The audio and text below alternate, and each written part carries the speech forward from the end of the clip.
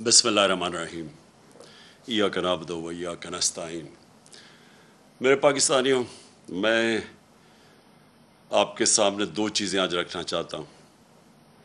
एक बजट का आपके ऊपर क्या असरात होंगे, बड़ा मुख्तसरन, क्योंकि ज़्यादा तफसील में तो हमारे शौकत तरीन जो हमारे फाइनेंस को हैंडल करते हैं वो आपको बताएंगे, लेकिन मैं आपको सिर्फ एक बजट में जो आप इस मुल्क के ऊपर आगे क्या असर होगा, और दूसरा जो सबसे ख़तरनाक चीज़ हुई है इस मुल्क के साथ, नैब की अमेंडमेंट्स के नाम पे हमारे पाकिस्तान को उधर ये ले गए हैं कि मुझे खौफ है कि ये एक जो कहते हैं ना फेल्ड स्टेट, एक मुल्क जो तबाही की तरफ इन्होंने धकेल दिया है। वो मैं सिर्फ दो चीज़ों के ऊपर आज बात करूँगा।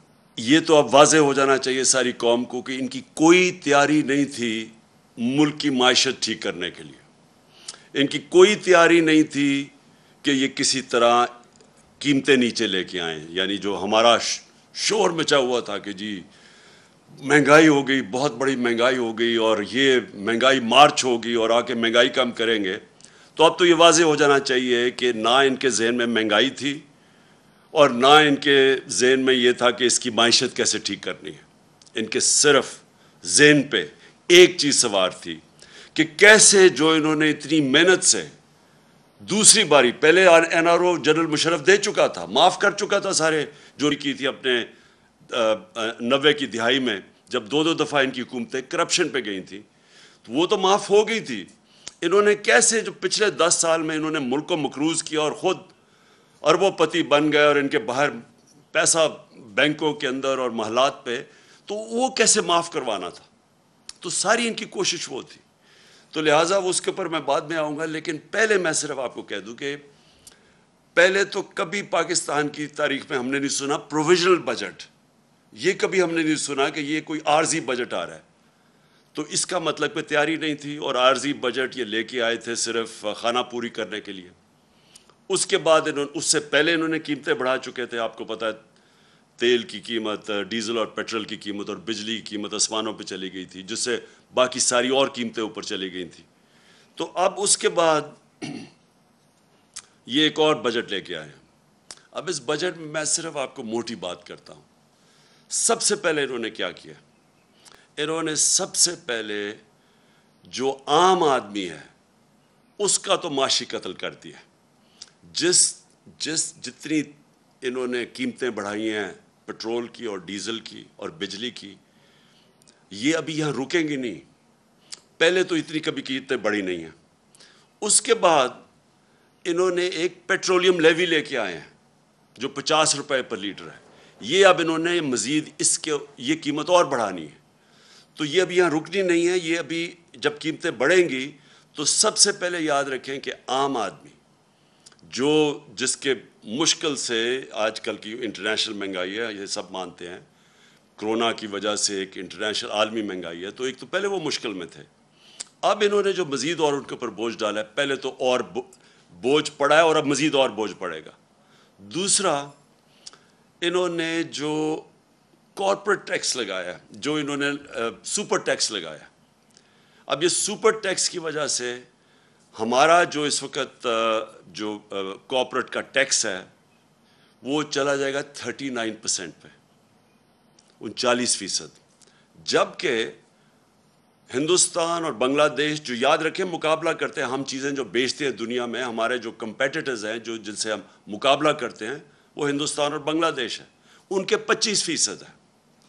अब इसका मतलब कि हमारी चीज़ें जब आप ये टैक्स लगाएंगे तो हमारी चीज़ें महंगी हो जाएंगी। सिर्फ वैसे महंगी हो गई, गैस 45% वैसे महंगी हो गई, और जो डीजल और पेट्रोल, क्योंकि डीजल इसलिए क्योंकि लोड शेडिंग इतनी ज़्यादा है, लोड शेडिंग की वजह से इंडस्ट्री को चलानी पड़ती है जनरेटर्स पे, तो वो सारा जो अब उनका जो कॉस्ट होगा जो चीज़ें बनाने की, मैन्युफैक्चर करने की, वो महंगी हो जाएंगी।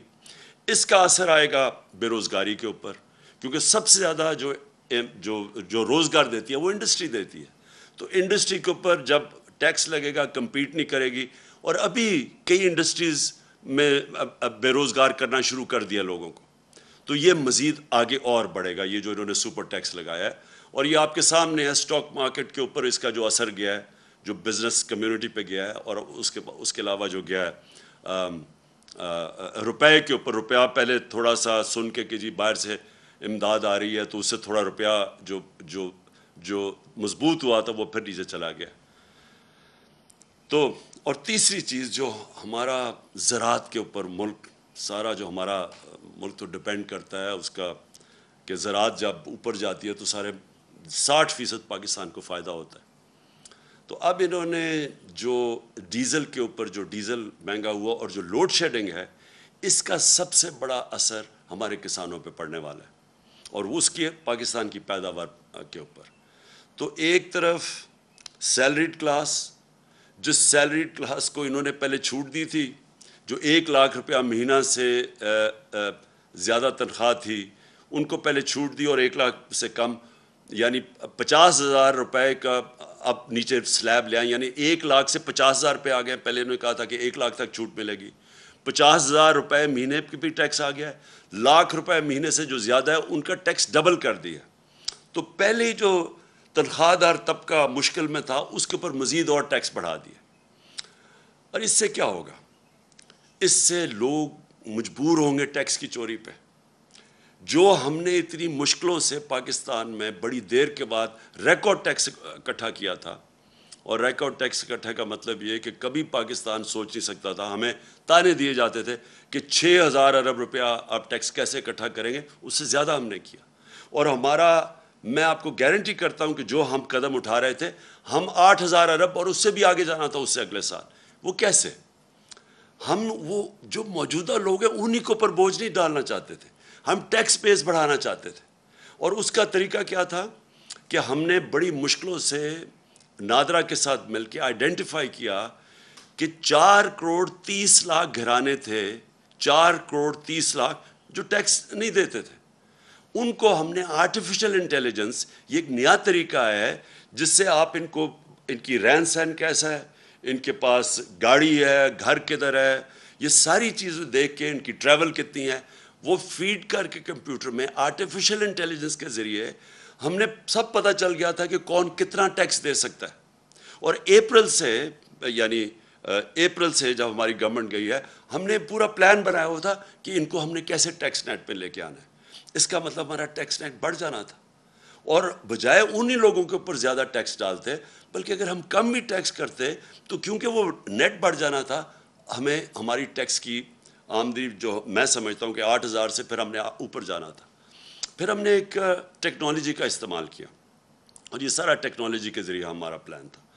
ہم نے جو ٹریک اینڈ ٹریس سسٹم ہے یہ جو بڑی ہم نے دیکھا کہ شوگر انڈسٹری کے اندر جب تفتیش کی تو جو شوگر انڈسٹری کے اندر کئی ملز 70% صرف ڈکلیئر کرتے تھے اپنی سیلز ٹیکس کے لیے کہ کتنی انہوں نے چینی بنائی ہے، باقی 30% وہ آف بکس بیچتے تھے، یعنی اس کے اوپر سیلز ٹیکس نہیں دیتے تھے.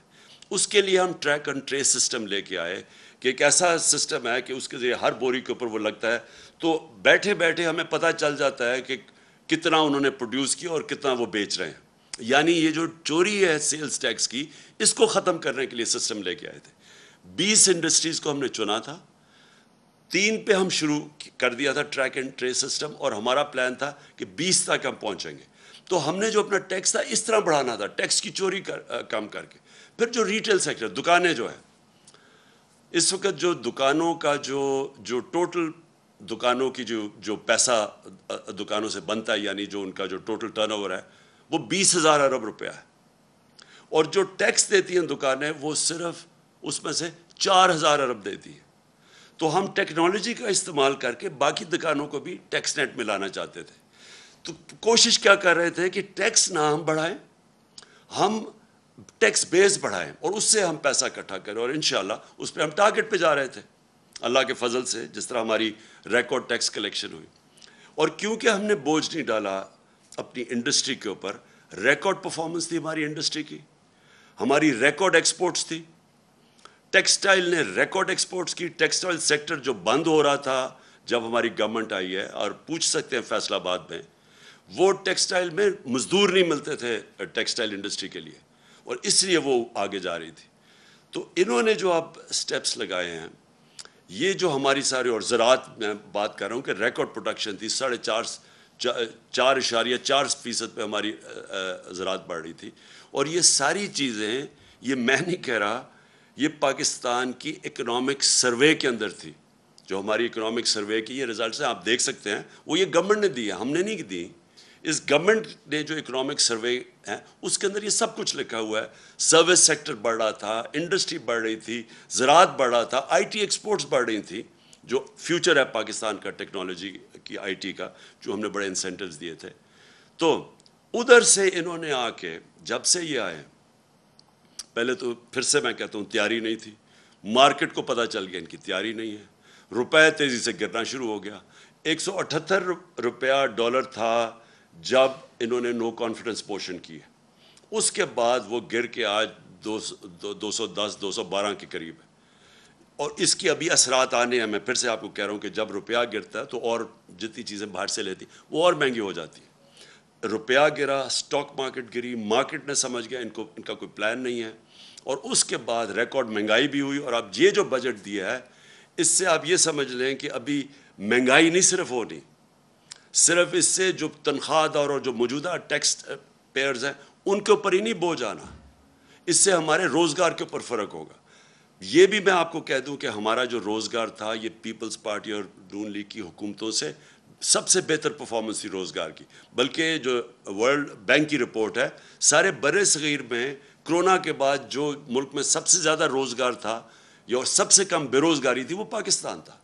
اس سے بے روزگاری بھی بڑھے گی, اور اس سے ہماری انڈسٹری متاثر ہوگی, اس سے ہماری زراعت متاثر ہوگی, اس سے ہمارا جو سیلری طبقہ ہے اس کے اوپر بوجھ پڑے گا.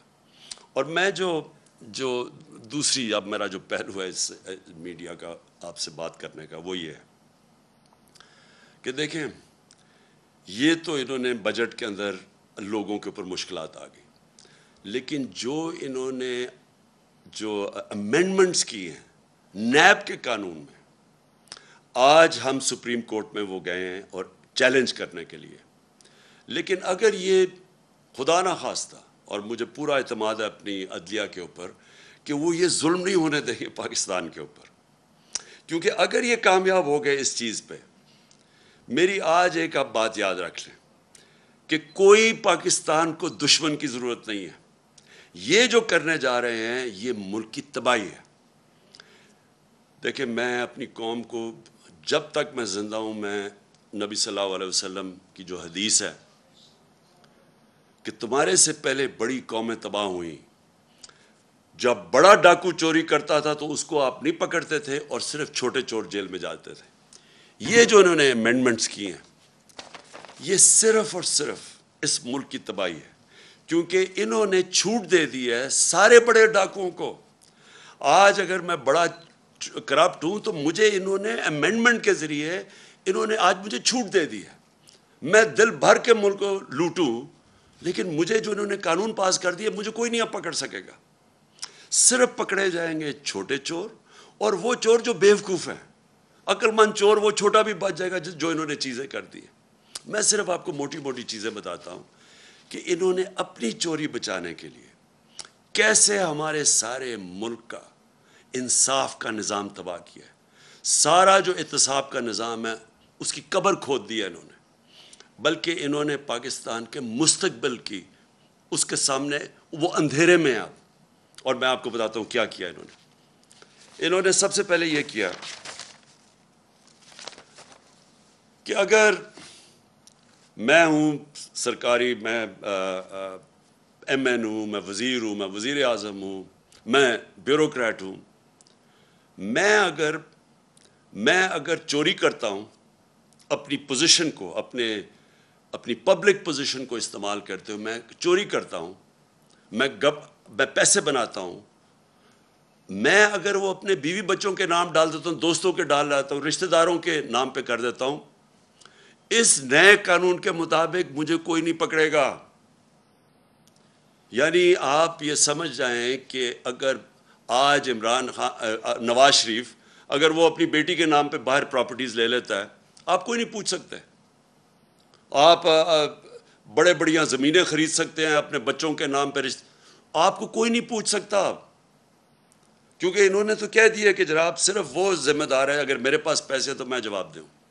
اچھا لیکن نہ تو اچھا یہ جو فلودے والے اور یہ جو پاپڑ والے جن کے نام پہ انہوں نے بے نامی چیزیں لی تھی، یہ اب سارے پاک ہو جائیں گے اس سے۔ پھر اگر فیک اکاؤنٹس میں پیسہ آ بھی گیا اور پوچھ لیا ان سے، تو پوچھیں گے کیا کہ اگر مثلا 1 ارب روپیہ میرے اکاؤنٹ میں آ گیا، لیکن وہ میں نے سارا یا خرچ کر دیا یا باہر بھیج دیا یا اس سے عموماً ہوتا کیا جب آپ زیادہ پیسہ بناتے ہیں، یا یہ جو بڑے بڑے ڈاکو ہیں ان کا اصل میں نقصان کیا کرتے ہیں یہ، کیونکہ ان کی چوری زیادہ ہوتی ہے۔ اب شہباز شریف کی اور بچوں کی صرف جو پکڑی گئی ہے، باقی یہ یاد رکھیں یہ پکڑے گئے ہیں، جو نہیں پکڑے گئے اس کا ہمیں پتہ ہی نہیں ہے۔ 16 ارب روپے کے جو ایف آئی کا کیس ہے، اب یہ کیا وہ پیسہ رکھ سکتے ہیں پاکستان؟ 16 ارب کا جواب دینا پڑے گا، لہٰذا یہ ہنڈی حوالے سے باہر بھیج دیتے ہیں پیسہ۔ یہ جو ان کی باہر پراپرٹیز ہے، آپ اندازہ نہیں لگا سکتے کتنا پیسہ باہر بھیج، اگر پاکستان میں رکھیں گے پکڑا جائے گا۔ یہ ہمارا ہی نہیں ہے کیس، یہ جتنے بھی ملک جن کے اندر غربت ہے، جن کو ڈیولپنگ ورلڈ کہتے ہیں، وہاں سارا ملک ان کی غربت کی وجہ یہ ہے، وہ بھی طاقتور ڈاکوؤں کو نہیں پکڑ سکتے، جس کو وائٹ کالر کرائم کہتے ہیں۔ ان کے پاس بھی وہ وکیل نہیں ہوتے جو ان کی وائٹ کالر کرائم پکڑ سکے۔ وہ بھی کیا کرتے ہیں کہ وہ بھی پیسہ چوری کیا، ملک سے باہر بھیج دیا۔ تو یہ جو رپورٹ ہے، یہ بھی میں بار بار لوگوں کو بتاتا رہتا ہوں کہ یونائٹڈ نیشنز کے سیکرٹری جنرل نے یہ تفتیش کروائی ہے، وہ پینل کا نام ہے فیکٹ آئی پینل۔ اس کے مطابق 1700 ارب روپیہ ہر سال غریب ملکوں سے جاتا ہے امیر ملکوں میں اور آف شور اکاؤنٹس پہ، اور بڑے بڑے ان کے محلات لینے کے لیے، جس طرح لنڈن میں مے فیئر کے اندر بڑے بڑے نواز شریف جن محلوں میں رہتا ہے، اس طرح ساری غریب ملکوں سے ان کے پیسے والے لوگ، ان کے وزیر، وہ سارے یہ کر رہے ہیں۔ اس لیے ہر سال غریب ملک غریب ہوتے جاتے ہیں، کیونکہ اس طرح کے بیٹھے ہوئے ہیں جو زرداری اور شریف، یہ ملک سے پیسہ باہر بھیج دیتے ہیں۔ تو اب انہوں نے کیا کیا ہے کہ پہلے تو انہوں نے کہا نا کہ جی اگر وہ مثلا پاپڑ والے کے نام یا وہ مقصود چپڑاسی کے نام پہ ہیں تو آپ پوچھ نہیں سکتے، پہلے تو یہ آ گیا۔ دوسری چیز کہ اگر آپ کا پیسہ باہر پڑا ہے اور آپ اس گورنمنٹ سے پوچھتے ہیں یا بینک سے پوچھتے ہیں جی بتائیں یہ پاکستانیوں کا پیسہ باہر پڑا ہے، اور وہ ہمیں بتاتے ہیں کہ ہاں جی اتنے پیسے باہر پڑے ہیں یا فلانے آدمی کا بینک میں اتنے پیسے پڑے ہیں۔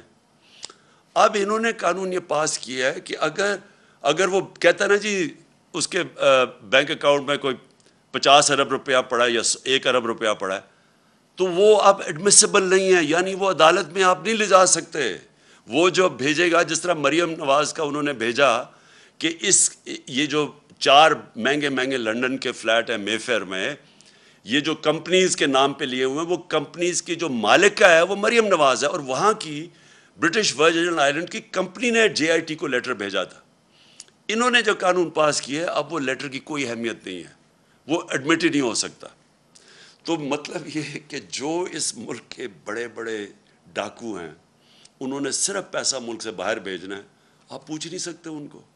اگر آپ کو پتہ بھی چل جائے کہ انہوں نے یہ بڑے بڑے محلوں میں رہ رہے ہیں، آپ نہیں پوچھ سکتے ان کو، کیونکہ اپنے آپ کو اجازت دے دی ہے۔ تو اس کا مطلب جو چھوٹے چور، جو سائیکل چور، جو بھینس چور، یہ جو موٹر چور، یہ اس طرح کے لوگ ہی صرف پکڑے جائیں گے، بڑے بڑے ڈاکو آپ نہیں پکڑ جا سکتے۔ اور پھر انہوں نے ایک اور کام کیا، ساری دنیا کے اندر جب پبلک آفس ہولڈر ہوتا ہے، مثلا میں پھر سے میں سرکاری عہدے پہ بیٹھا ہوا ہوں، اور کرپشن کا مطلب کیا ہوتا ہے؟ کرپشن ہوتی تب ہے جب آپ اپنی طاقت کو، جو وزیر، پرائم منسٹر، بیوروکریٹ، جو بھی آپ کی پوزیشن کو استعمال کرتے ہوئے پیسہ بنائیں، اس کو کرپشن کہتے ہیں۔ تو میں جب اب ساری دنیا میں قانون یہ ہے کہ میں اگر اس عہدے میں بیٹھا ہوں اور ایک دم میری صرف میں جس طرح مقصود چپڑاسی 15,000 روپے اس کی تنخواہ ہے، اور ایک دم 3.25 ارب روپے اس کے بینک میں آ جاتا ہے، تو ساری دنیا کے اندر قانون کیا ہے کہ آپ کو پبلک آفس ہولڈر کو عمران خان کو بتانا پڑے گا کہ آپ کے بینک میں اتنے پیسے کدھر سے آ گئے۔ انہوں نے کیا کیا ہے؟ انہوں نے اس کو الٹا کر دیا۔ انہوں نے کہا کہ اب ان کو بتانا پڑے گا، یا نیب کو یا جو بھی ادارہ ہو اس کو بتانا پڑے گا کہ ان کے پاس پیسہ کدھر سے آیا. یعنی مجھے نہیں بتانا پڑے گا. یہ چینج کر دیا انہوں نے کہ اچھا جی اگر میرے بینک پہ پیسے آ بھی گئے زیادہ تو وہ مجھے نہیں بتانا پڑے گا، وہ ان کو ثابت کرنا پڑے گا کہ یہ غلط، یہ چوری کا پیسہ ہے. یہ وہ کام کر رہے ہیں جو کہ پہلی دفعہ پاکستان میں یہ قانون بدل رہے ہیں. یہ وہ کام کر رہے ہیں جس کو وائٹ کالر کرائم کہتے ہیں، اس کو پکڑنا ناممکن ہو جائے گا. آگے ہی پاکستان میں جو وائٹ کالر کرائم ہے، جو پیسے والے لوگ ہیں، جو بڑا پیسہ چوری ہوتا ہے، آگے پاکستان میں ہمارے لیے بڑا مشکل ہے ان کو سزا دینا، آگے مشکل ہے. تو انہوں نے تو ان کے لیے اور آسان کر دیا چوری کرنے کے لیے. انہوں نے تو یہ کر دیا کہ اب گورنمنٹ کدھر سے ثابت کرے گی؟ ان کے پاس مہنگے مہنگے وکیل ہیں، جنہوں نے اربوں روپے کی چوری کرنی ہے ان کے تو وکیل بڑے مہنگے مہنگے. گورنمنٹ کدھر سے گورنمنٹ کا وکیل ثابت کرتا پھرے گا نہیں جی اصل میں وہ وہاں چوری کی ہے، کیونکہ چھپانے کے اتنے طریقے ہیں. باہر کی کمپنیز ہیں، باہر سے ریمیٹنس دکھا، 100 طریقے انہوں نے اختیار کیے ہوئے ہیں جس کی وجہ سے ہمیں مشکل ہوتا ہے. تو اب تو انہوں نے ناممکن ہی کر دیا ہے کہ اب اس کا مطلب کہ اگر یہ سارے جتنے بھی اب گورنمنٹ میں آ کے ہم جتنی مرضی اب ہم چوری کریں، آپ ان کو پکڑ ہی نہیں سکتے. یہ جو انہوں نے کیا ہے، میں آپ کو یقین دلاتا ہوں کہ میری جو ساری سٹرگل آج سے 26 سال پہلے میں نے شروع کی تھی، میں پہلا آدمی تھا جو کرپشن کو مین ایشو لے کے آیا تھا پاکستان میں. کیونکہ میں نے دنیا دیکھی ہوئی تھی، کسی بھی دنیا کا ملک جس کے اندر کرپشن ہوتی ہے، ہائی لیول کی کرپشن، دیکھیں 2 لیول کی کرپشن. ایک تو نا چھوٹے لیول کی کرپشن ہے، پٹواری نے پیسے لے لیے، اس نے لے لیے، تھانے دار نے پیسے لے لیے، ایک تو وہ کرپشن. ایک ہے جب وزیر اور اس کے پرائم منسٹر یا اس کے صدر، جب طاقتور لوگ کرپشن کرتے ہیں، وہ زیادہ پیسہ چوری کرتے ہیں. چھوٹے لوگوں کے پاس اتنا زیادہ پیسہ چوری کرنے کی ہوتی نہیں، ہوتے ہیں کئی کرتے بھی ہیں، لیکن اصل جو ملک کو تباہی ہوتی ہے وہ بڑے بڑے لوگ جب پیسہ چوری کرتے ہیں، اور وہ چوری کر کے مجبوری سے پیسہ باہر بھیجنا پڑتا ہے کیونکہ ملک میں پکڑے جائیں گے. اب جب یہ کر دیا انہوں نے، جو ایک نیب جس کا کام تھا کہ ان لوگوں کو پکڑنا، کیونکہ اس کے پاس انہوں نے سارے قانون بنائے ہوئے تھے اس کو پکڑنے کے لیے، انہوں نے وہ سب کچھ ختم کر دیا. اپنے آپ کو بچانے کے لیے انہوں نے ملک کے اندر دروازے کھول دیے چوری کے. اس وقت آپ کسی بھی طاقتور کو نہیں پکڑ سکتے جو بڑی پیسے چوری کرے. اور پہلے ہی جس طرح میں نے کہا مشکل تھا، لیکن ایک اور کام کیا انہوں نے ایک اور کام کیا ہے کہ یہ جو قانون بنایا ہے یہ 99 سے بنایا ہے. جو 99 کے بعد جتنے بھی کیسز ہیں وہ انہوں نے کہا وہ اس میں شامل ہیں. تو اس کا مطلب کہ جتنا ہمارے دور میں، یعنی ہمارے آنے سے پہلے 2018 سے پہلے کوئی 280 ارب روپے کا نیب نے پیسہ ریکور کیا تھا، جب ہمارے 3 سالوں میں 480 ارب روپیہ نیب نے ریکور کیا 3 سالوں میں. تو یہ جو پیسہ اب ریکور کیا ہے، اب یہ ہو سکتا ہے کہ کئی لوگ کہیں جی اب تو نیا قانون آ گیا، ہمیں وہ پیسے واپس کریں. جو ہم کوئی 160-180 ارب روپیہ مہینے کا ہمیں نیب سے ملک کو آ رہا تھا، اب تو وہ تو ختم ہو گیا نا، وہ تو اب نہیں ملے گا. لیکن وہی نہیں، وہ جو پہلے انہوں نے پیسے نیب نے لیے، ہو سکتا ہے یہ عدالت میں چلے جائے کہ جی ہمیں وہ بھی پیسہ واپس کرو. تو میں آخر میں اپنی قوم سے یہ کہنا چاہتا ہوں کہ ہم اس وقت وہ فیصلہ کن وقت پہ کھڑے ہیں کہ یہ جو لوگ، یہ جو چور تھے جو 30 سال سے ملک میں پیسے چوری کر رہے ہیں، جو پہلے NRO 1 لے چکے تھے، اب آ کے یہ NRO 2 انہوں نے اپنے آپ کو دیا ہے. ہم نے جس طرح کہا سپریم کورٹ میں ہم چیلنج تو کر رہے ہیں، لیکن اگر یہ کامیاب ہو جاتے ہیں اور یہ قانون رہ جاتے ہیں، آپ یہ سمجھ جائیں کہ پاکستان ایک بنانا ریپبلک بن جائے گا. ابھی تو ہم کہتے ہیں نا بننے جا رہے ہیں. بنانا ریپبلک کیا ہوتا ہے؟ بنانا ریپبلک وہ ہوتا ہے جدھر طاقتور کے لیے ایک قانون ہوتا ہے اور کمزور کے لیے دوسرا. بنانا ریپبلک وہ ہوتا ہے جدھر رول آف لا نہیں ہوتا، یعنی قانون کی حکمرانی نہیں ہوتی، مائٹ از رائٹ ہوتی ہے، جس کی طاقت وہ جو مرضی کر لے. ادھر جا رہا ہے پاکستان.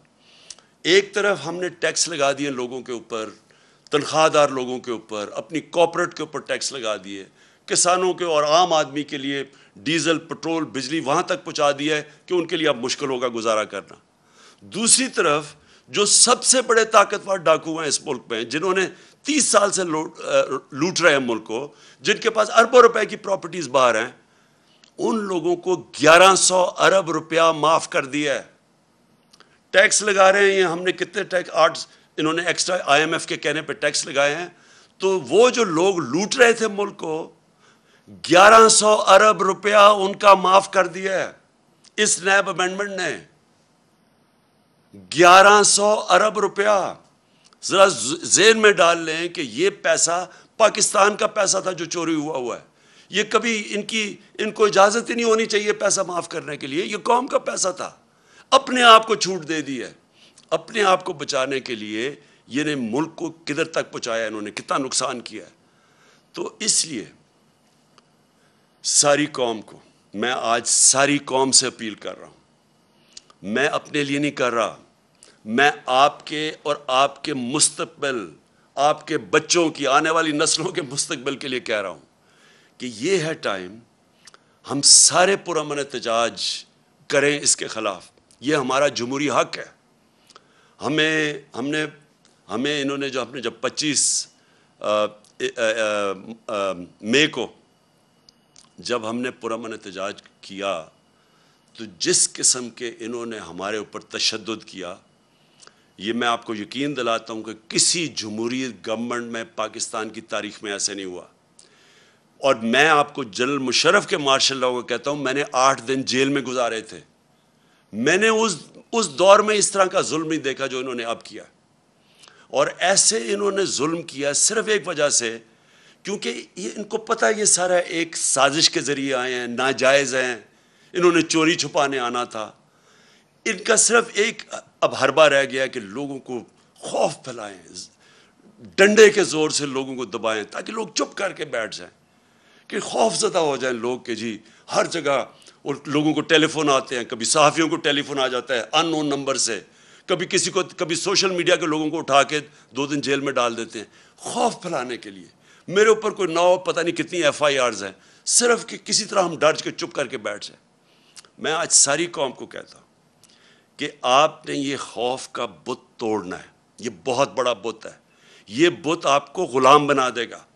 یہ بت، اگر آپ اس خوف کے بت سے کی پوجا کرنا شروع کر دیا آپ نے، تو یہ یاد رکھیں کہ آپ اپنے اوپر ظلم بڑھا دیں گے، یہ ظلم بڑھتے جائیں گے آپ کے اوپر، مہنگائی بڑھتی جائے گی، چوری بڑھتی جائے گی، ساری چوری کی قیمت آپ ادا کرتے ہیں۔ جتنا یہ اوپر بڑے بڑے ڈاکو چوری کرتے ہیں، آپ اس کی قیمت ادا کرتے ہیں۔ انہوں نے 3.5 سال کیمپین چلائی، اور مجھے پتہ ہے کدھر سے پیسے میڈیا کے اوپر چلا، مجھے پتہ ہے باہر سے فنڈنگ کدھر سے ہوئی، ہمارے اگینسٹ یہ جو پوری سازش تھی۔